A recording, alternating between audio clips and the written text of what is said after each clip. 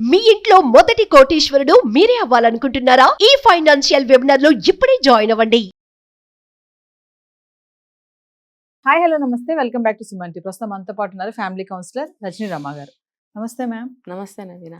మేము మన రిలేషన్షిప్ మీద చాలా వీడియోలు చేస్తాం.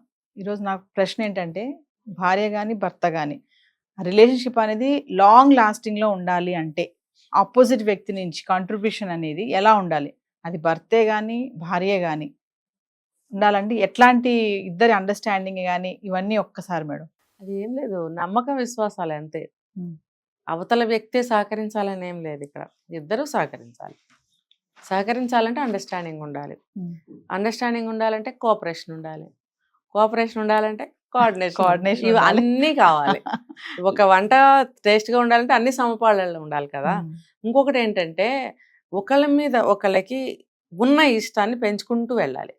ఇప్పుడు అతను ఎక్కడి నుంచో వస్తాడు, తినెక్కడి నుంచో వస్తున్నప్పుడు ప్రేమ ఏం పుట్టేదు. కాకపోతే ఏంటంటే, లవ్ మ్యారేజ్ అయితే ఓకే, లవ్ ఉంది అని చెప్తారు. అరేంజ్డ్ మ్యారేజ్ అయితే మీకు ముందుగానే ఏం ప్రేమలు ఏమి ఉండవు. కానీ పెళ్ళి అనే ఒక మూడు ముళ్ళ బంధంతో ఆ బంధంలో ప్రేమ వచ్చేస్తుంది. అంటే మనకి పెట్టారు ఈ సిస్టమ్, మూడు ముళ్ళు వేయటం అనేది. దేశంలో చాలా చోట్ల ఈ మూడు ముళ్ళు వేసే పద్ధతి లేదు, మన సౌత్లో ఉంది. అంటే ఏంటంటే, ఒక్కొక్క స్టేట్లో ఒక్కొక్క విధంగా బంధానికి గౌరవం ఇస్తారు. గౌరవం ఇచ్చి ఆ బంధాన్ని ఈ పెళ్ళి అనే తంతులో పెడతారనమాట. మనకేంటంటే మూడు ముళ్ళ బంధం అని చెప్పి పెట్టారు. ఒక్కొక్క ముడికి ఒక్కొక్క అర్థం కూడా చెప్పారు. సో ఆ ముళ్ళతోనే మనకి బంధం అనేది ఇద్దరు వ్యక్తుల మధ్యన ఏర్పడిపోతుంది. కొంగు ముడి కూడా వేస్తారు. సో ఆ కొంగు ముడితోటి ఒక విధమైనటువంటి ఆనందం కలుగుతుంది. ఓహో, మీ ఇద్దరు ముడిపడిపోయిన వాళ్ళ అనేటువంటి ఒక ఆనందం కలిగిపోతుంది ఆ క్షణంలో. ఇద్దరు చూసుకుంటారు కూడా ఆ ముడి వైపు.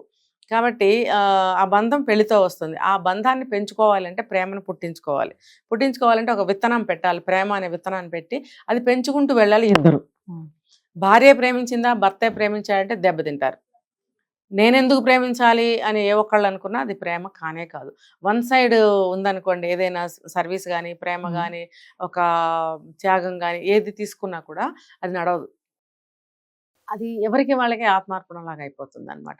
మనం మాత్రమే అంకిత భావంగా ఉంటే అది మనకే శిక్ష. మనం మాత్రమే ప్రేమించామంటే అది మనకే శిక్ష. ఏదైనా సరే చూడండి.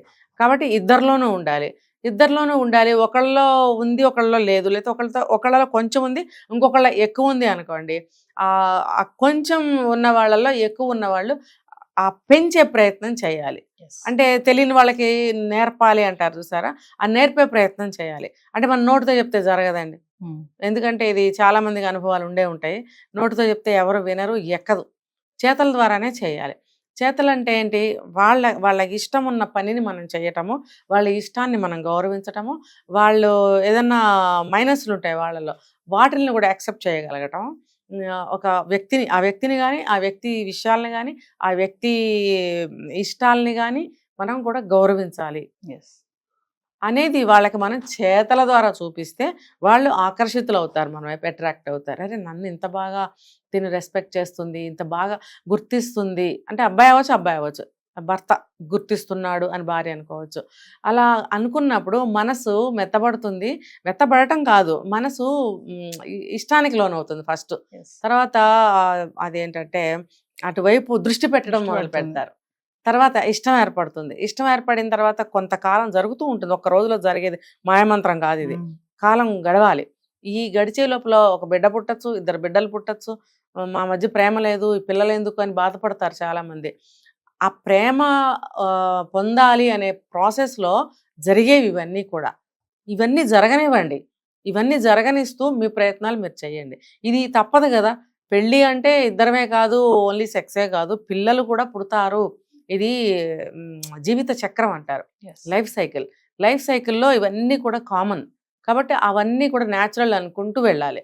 చిచ్చి నేనేంటి పిల్లల్ని కనడం ఏంటి, నేనేంటి అప్పుడే పిల్లల్ని కనడం ఏంటి, నా అందం పాడైపోతుంది, నేను ఇంత అందగత్తెని, నేను పిల్లల్ని కనడం ఏంటి, ఇలాంటి వాటికి మీరు అనుకున్నారా ఇంకా మిమ్మల్ని భగవంతుడు కూడా బాగు చేయలేడు. ఇక్కడ ఇంకొక విషయం ఏంటంటే మేడం, కొంతమంది భర్తలు భార్య, మనం చాలా వీడియో చెప్పుకున్నాం అన్నమాట, విలువ ఇవ్వరు, అసలు వాల్యూ ఇవ్వరు.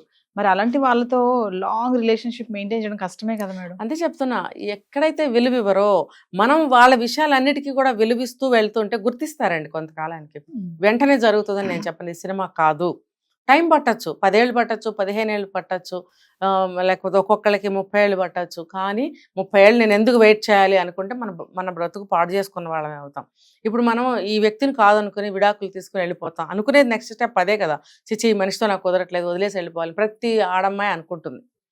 ఎంత వయసు వచ్చిన స్త్రీ అయినా అనుకుంటుంది, చిచి ఇన్ని సంవత్సరాలు ఎదురు చూశాను, విలువ లేదు, గుర్తింపు లేదు, నేను ఇక్కడ ఎందుకు ఉండాలి. ఖచ్చితంగా వస్తుందండి ఈ క్వశ్చన్. కానీ ఇది ఇన్ని సంవత్సరాలు ఇక్కడ నమ్ముకుని మనం ఇక్కడ ఉన్నాము, ఇక్కడ అలవాటు పడి ఉన్నాము, ఇక్కడే అన్ని పొందాము. ఇటువంటి ప్లేస్ మనకి ఇంకెక్కడ దొరకదు. ఒక్క ఆ వ్యక్తి మనల్ని గుర్తించకపోతేనో, ఆ ఒక్క వ్యక్తి మనల్ని ప్రేమించకపోతేనో మనకి ఇక్కడ పెద్దగా నష్టమేమి ఉండదు. ఎందుకు?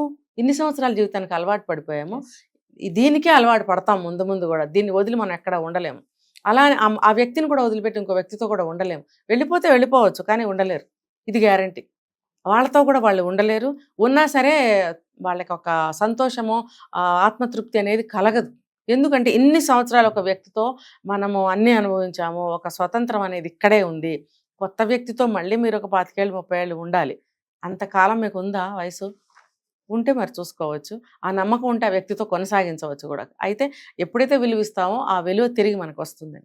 కొంతమంది భర్తలు అనుకుంటారు మేడం, నేను అన్ని చేస్తున్నాను, అన్ని ఇస్తున్నాను, అన్ని సమకూరుస్తున్నాను, పిల్లల్ని బాగా చూసుకుంటున్నాను, భార్యను బాగా చూసుకుంటున్నాను, ఇల్లు కొన్నాను, కారు కొన్నాను, ఇన్ని ఉన్నాయి, మేడం ఇద్దరు అన్ని చేస్తున్నాను, అయినా భార్యకి సంతృప్తి లేదు, అయినా ఏదో లోటు కనిపిస్తుంది తనలో, నాతో సరిగ్గా ఉండటం లేదు, అలా అనుకున్నప్పుడు కూడా ఆ రిలేషన్ మరి వెళ్తుందా లాంగ్ గా? అంటే లాంగ్ గా ఇదే చెప్తున్నా, యువతల వ్యక్తి ఒకళ్ళు అర్థం చేసుకుంటూ సర్దుకుపోతూ ఉంటే, అవతల వాళ్ళని మార్చగలిగితే ఓకే, ఆ కాలక్రమంలో మారుతారు. అసలు కంప్లీట్గా మారిపోవాలి అంటే ఆ వ్యక్తి మైండ్ ఇంకో రకంగా ఉండొచ్చు. తనకు అలవాటైన కొన్ని రెగ్యులర్ పనులు చేసుకుంటూ వెళ్ళిపోతుంటాడు. అతను వెళ్ళిపోతూ ఉన్నప్పుడు ఇది అతనికి అంత ఇంపార్టెంట్గా అనిపించవచ్చు. మీరు అన్నట్టు అన్ని చూస్తున్నాను కదా, నాకు అక్కడ కూడా వేరే ఉంది కదా పనిపాట, ఏదో ఆఫీస్ అవ్వచ్చు, ఆఫ్టర్ రిటైర్మెంట్ కూడా ఏదైనా అవగేషన్స్ ఉండొచ్చు, ఫ్యామిలీ ఇష్యూస్ ఉండొచ్చు అతని వైపు నుంచి, కానీ ఎక్కడైనా ఏదైనా ఎలా అయినా ఉండొచ్చు. ఇంకొకటి ఏంటంటే కొంతమంది మైండ్ ఫ్రీజ్ అయి ఉంటుంది. అది చిన్నప్పటి నుంచి పెరిగిన వాతావరణం, వాళ్ళ పేరెంట్స్ అతనికి నేర్పిన కొన్ని విషయాలు ఉంటాయి, వాటి మీదే వాళ్ళకి గురి ఉంటుంది. అవి ఆ నమ్మకంలో నుంచి వాళ్ళు బయట పడలేరు. ఫ్యామిలీని బాగానే చూస్తారు, కానీ కొన్ని విషయాల్లో వాళ్ళు ఈవిడ ఆశించినంత విధంగా ఉండలేకపోవచ్చు. దానికి ఇంకా మనం ఏమీ చేయలేము. ఇంత లాంగ్ రన్ అని మీరు అన్నారు. లాంగ్ రన్ అంటే 25 ఏళ్ళు అవ్వచ్చు, 30 ఏళ్ళు అవ్వచ్చు. అంత వయసు వచ్చిన తర్వాత ఇంకా ఆవిడ కొంచెము దానికే అడ్జస్ట్ అయి ఉండటం అనేది ఒక పరిష్కారం అని నేను చెప్తా. అప్పుడు వెళ్ళిపోయి ఏం చేయలేరు, ఇప్పుడు ఇందాక చెప్పినట్టు. కాబట్టి అతను అన్నీ ఇస్తున్నాడు. కొన్ని సందర్భాల్లో అలా ఉంటున్నప్పుడు కంప్లీట్గా మారిపోవాలని ఎవరు కోరుకోకూడదు. కంప్లీట్గా ఎవరు మారరు. కంప్లీట్గా మారిపోతే మీరు భరించలేరు కూడా. అవును, అది చాలా కష్టం. అమ్మో, మీ చుట్టూ నేను ఒక కేసు చెప్తా చూడండి, మీరు గుర్తుగా, ఎవరైనా సరే, భార్య అయినా ఎవరైనా సరే చచ్చిపోతాం, ఊపిరాడదు. ఏంటంటే నేను ఒక కేసు చెప్తాను, నేను కళ్ళారా చూశాను, చూడందే వినందే చెప్పనని కూడా చెప్పాను. ఒక చోటకి వెళ్ళాం, ఏదో ఒక పూజలో పాల్గొన్నప్పుడు ఒక 1 అవర్ పైనే మగ ఆయనే కూర్చున్నాడు అక్కడ, లేడీస్ని అందరినీ వేరే పక్కన కూర్చోబెట్టారు. ఆయన పూజ చేస్తున్నాడు, 1/2 నిమిషానికి 2 సార్లు చెప్పని చూస్తూనే ఉన్నాడు. అందరం చూస్తున్నాము, ఆ పూజ మీద అసలు తనకేమి ధ్యాస లేదు. ఇంకా నేను కూడా అటువైపు ఫేస్ చేస్తున్నాను కాబట్టి నేను గమనిస్తున్నాను, ఆయన నా వైపు కూడా చూస్తున్నాను, నేను గమనిస్తున్నాను అని చెప్పి. అయినా కూడా ఆవిడ వెనక చూసి ఒక వెర్రనవ్వు నవ్వుతున్నాడు, ఆవిడని చూసి మళ్ళీ ఏదో చేస్తున్నాడు. నాకు అనిపించింది, ఓకే ఆవిడ ఆయన పక్కన కూర్చోలేకపోయినందుకు ఆయన ఫీల్ అవుతున్నాడని భార్యని ఏదో కొంచెం ప్లీజ్ చేస్తున్నట్టు, లేకపోతే బాధపడకు నేను ఉన్నాను కదా, చేస్తున్నాను కదా, లేకపోతే నువ్వు ఒక్కడవే కూర్చున్నావు అని ఆవిడ ఏమైనా అంటుందో అని ఏదో విధంగా ఒక నవ్వు విసిరేస్తున్నాడు అటువైపు. ఓకే, అంతా అయిపోయింది. పూజ అయిపోయిన తర్వాత ఆవిడ దగ్గరకు వచ్చినప్పుడు ఆవిడ అడిగింది ఒక క్వశ్చన్, ఎందుకు మీరు పూజ మీద కాన్సన్ట్రేట్ చేయలేదు, ఇటువైపే ఉంది చూపంతా అంది. అన్నప్పుడు ఆయన ఏమన్నాడు తెలుసా, నువ్వు పక్కన లేవు కదా, మరి అందుకని చూస్తున్నాను, నువ్వు ఇక్కడ లేవని బాధపడుతున్నావేమో అని చూస్తున్నాను. అంటే నువ్వు ఇంటి దగ్గర కూడా ఆయన మేబీ అలాగే ఉండొచ్చు, ఆవిడ చుట్టూ తిరుగుతూ ఉండొచ్చు. అంటే ఇక్కడ ఆవిడ భరించలేకపోయిందా లేదా కదా, ఆవిడ ఫీల్ అయింది. నలుగురిలో అస్తమానం ఆయన ఆవిడనే చూడటం వల్ల ఆవిడ ఫీల్ అయిందా లేదా, పక్కన నేను అలాంటి వాళ్ళు ఇంకా ఉన్నారు, ఉన్నప్పుడు ఆవిడ తట్టుకోలేకపోయింది కదా ఆ చూపులు. మేము చూస్తున్నాం ఆవిడతో సమానంగా, ఆయన ఇటు చూస్తున్నప్పుడు మేమందరం అటు ఫేస్ చేసినప్పుడు, మేమందరం ఆయన్ని చూస్తున్నప్పుడు ఆవిడ ఎంత ఇబ్బంది ఫీల్ అయి ఉంటుంది. అతి ఎప్పుడైనా సరే నచ్చదు, రిసీవ్ చేసుకోలేం, మనం డైజెస్ట్ చేసుకోలేం దాన్ని. కాబట్టి కంప్లీట్గా మారాలని ఎవరు అనుకోకండి. కొంత మారితే చాలు, కొన్ని విషయాలు వదిలేయాలి, ఆయన ఇష్టానికి వదిలేయండి. తనకిష్టమైన చేసుకోనివ్వండి. కొంచెంసేపు ప్రశాంతంగా 1 గంట కూర్చోవాలనిపిస్తుంది. మనం వెళ్ళి డిస్టర్బ్ చేయకూడదు. లేదు కాసేపు మొబైల్‌లో ఏమన్నా చూసుకోవాలనిపిస్తుంది. కొంచెం సేపు అన్నా నేను. 1 గంట, 2 గంటలు చూసుకున్నారనుకోండి, పోనీ వదిలేయండి. ఇప్పుడు బాగా పెద్ద వయసు వచ్చిన తర్వాత చాలా మందికి అతిగా మాట్లాడటం అనేది చెయ్యలేరు, ఇష్టం ఉండదు, నచ్చదు. అంతసేపు మాట్లాడలేరు కొంతమంది, ఇష్టం ఉండదు. ఉంటాయి, కారణాలుంటాయి. ఇప్పుడు అట్ ద సేమ్ టైమ్ లేడీస్‌కి కూడా ఉంటుంది. ఎక్కువగా ఎందుకు మాట్లాడాలి, కొంచెం రెస్ట్‌లెస్ అనిపిస్తుంది. తర్వాత కొంచెం తగ్గుతుంది ఎలా అయినా ఇంట్రెస్ట్ అనేది. అలాంటి పరిస్థితుల్లో వాళ్ళు అలా చూసుకుంటున్నప్పుడు కొంచెంసేపు వదిలేయాలి. లాంగ్ రన్ అని మీరు అడిగారు కాబట్టి చెప్తున్నాను నేను. అదే ముందు స్టేజ్ తీసుకుంటే కూడా కొన్ని ఇష్టాలుంటాయి, దాన్ని మనం వదిలేయాలి. ప్రతిదీ పట్టీలాగి పీకద్దు. మీకు కొన్ని ఇష్టాలు ఉండవా? మిమ్మల్ని ఆయన అలా పీకితే మీకు ఎలా ఉంటుంది? ఒకళ్ళ ఇష్టాలు ఒకళ్ళు గౌరవించుకోవాలి. ఆ ఇష్టానికి ఒక విలువ ఇవ్వాలి. అంటే అది మరీ దరిద్రమైన ఇష్టం అనుకోండి, మీరు ఫైట్ చేయొచ్చు. తాగటమో, డ్రగ్సో, అమ్మాయిల వెనకాల తిరగటం అంటే అది మీరు మీ భార్యగా మీకు ఎంతవరకు హక్కు ఉందో మీరు ఫైట్ చేయొచ్చు. అది కూడా ఎక్స్ట్రీమ్కి వెళ్తే అది మనం ఏం చేయలేము. నవేడేస్ చాలా జరుగుతున్నాయి కాబట్టి అతిగా ఏది వెళ్ళకండి. సో ఏదైనా బ్యాలెన్సింగ్ ఉండాలి. వాళ్ళల్లో ఉన్న మైనస్లను కూడా మనం యాక్సెప్ట్ చేయగలగాలి.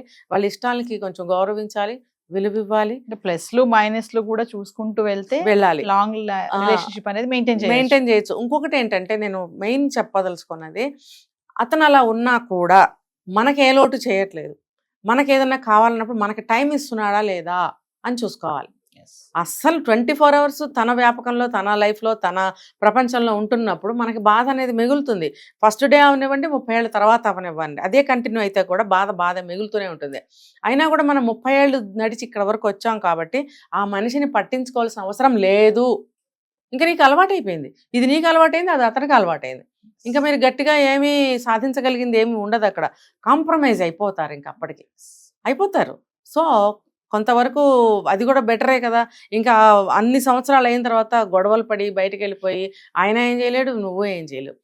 ఆ వెళ్ళిపోయినందువల్ల సమాజంలో మనకి ఈ వయసులో ఇదేంటి అనే క్వశ్చన్ మార్క్ కూడా వస్తుంది. అది మనకే వస్తుంది, సమాజం నుంచి కూడా రావచ్చు. సమాజం లెక్క చేయాలా అంటే అది మీ ఇష్టం. Thank you.